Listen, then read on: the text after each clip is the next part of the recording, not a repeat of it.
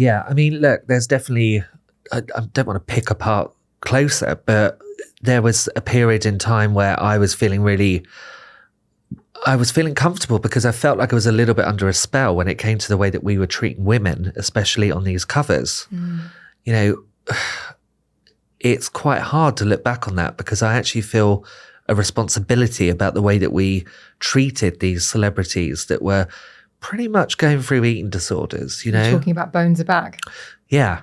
So Bones Are Back was a real moment. And do you know what? It's something that it really sticks out in my head because it was Tori Spelling, Nicole Richie, Keira Knightley. I'd met Keira that week and I had my picture with her. And sure, you know, she was a girl that when you met her, the way that her body was, she's tiny up top, but she's not down below. Like she looks healthy.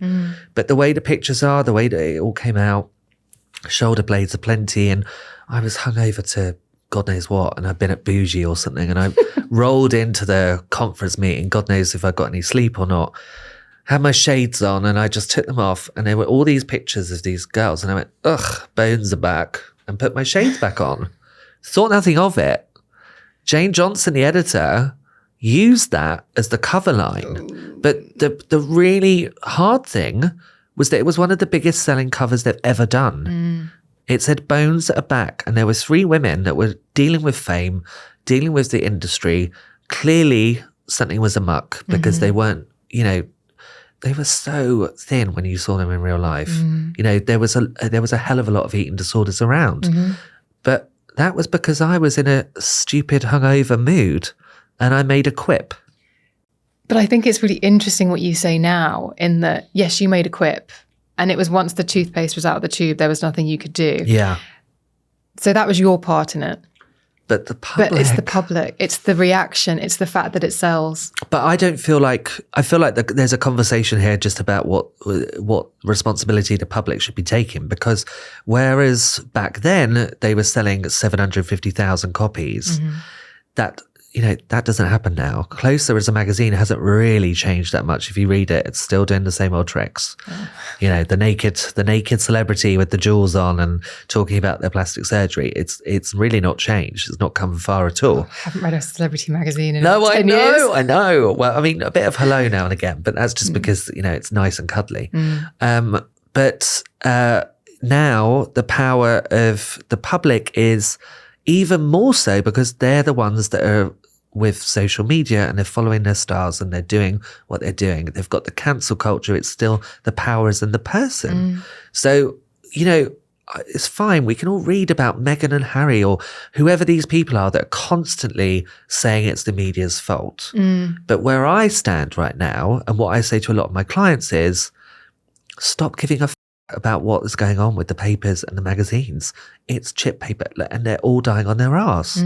Care about what is happening with the audience there and why are the public constantly obsessing about, I don't know, I get it sometimes, The Sun or Rupert Murdoch or News Inc. And then you look at it and you're like, yeah, but you're the ones that are in control. You're the ones fueling all of this. So stop blaming the media because the faceless people on social media, they're the people that were battering the likes of Caroline Flack when she was having a hard time, which ultimately was via ITV. But the public were the ones that were DMing her. And, you know, there's a lot of pressure that the public are putting on themselves. They're also their own content creator. I mean, TikTok's a funny beast because it will show you random things to see what you watch. Yeah. And I've seen some truly vicious commentary from people. And you look and it's like the followers, the likes, the comments, it's in the thousands. Yeah. And it's stuff that would never, I mean, the Jeremy Clarkson column was a real anomaly, to be honest. Yeah. In terms of how vile it was. But that's happening every single day from faceless accounts on Instagram and Twitter, that kind of level. Because I think what was so shocking about Jeremy Clarkson, I'll link to it in the show notes, unfortunately, but well, maybe I won't. But he basically said that he hated Meghan Markle so much he'd like her to be publicly humiliated and walk naked down the street having excrement thrown at her, which is a bit strong. You think? How did that get Well, we've been through? there. We know what happens on that. And, you know, when I posted about that, I've been there and I've had all the proofs, and I know that it's probably gone through 40 people before it's gone to print. So what does that say? What does that say about the women that are working at these titles and are letting that kind of shit go in the paper? And that's the first time that I've actually got really angry about it.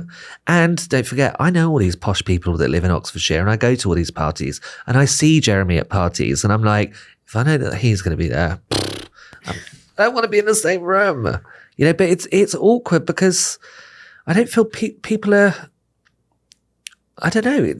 I can't believe that that's making it to print. And you know what? I was even annoyed afterwards because I was annoyed with ITV and I was annoyed with Amazon because I was like, grow some bloody balls. I know why they didn't make those statements and say that they weren't going to work with them, because they've shot the shows already.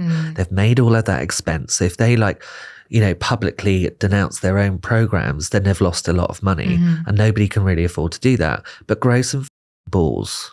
If you don't believe in something and it's not standing up for where you are in life, you've got to start making a point. And Jeremy really made the wrong point, and it's not acceptable.